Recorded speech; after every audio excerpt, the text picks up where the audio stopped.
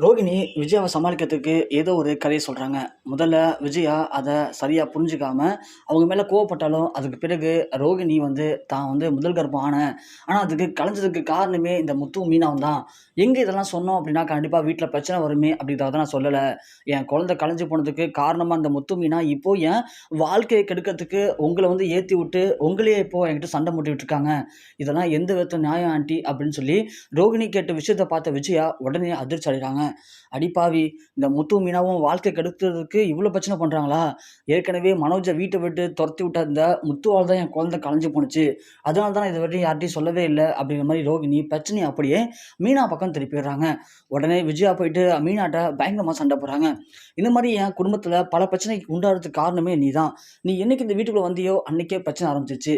சரி, நீ மட்டும் இந்த பிரச்சனை பண்ணாமல் அமைதியாக இருந்த அப்படின்னா குடும்பம் நல்லபடியாக போகும். இல்லை அப்படின்னா ஒன்றால் இங்கே இருக்க முடியாது.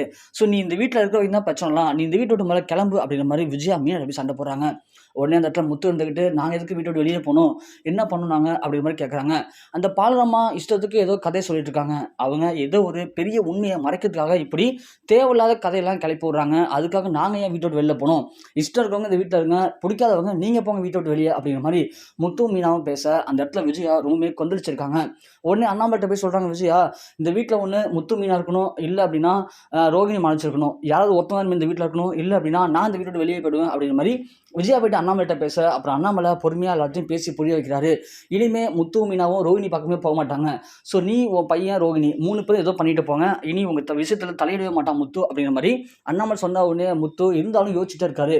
இந்த ரோகிணி எதையோ மறைக்கிறாங்க பெருசாக, அதை மறைச்சிட்டு தான் இப்போது பிரச்சனையை நம்ம பக்கம் திருப்பி விடுறாங்க. அப்படின்னா கண்டிப்பாக அதை கண்டுபிடிச்சே ஆகணுமே அப்படிங்கிற மாதிரி முத்து ஒரு பக்கம் உட்காந்து யோசிச்சுட்டு இருக்காரு.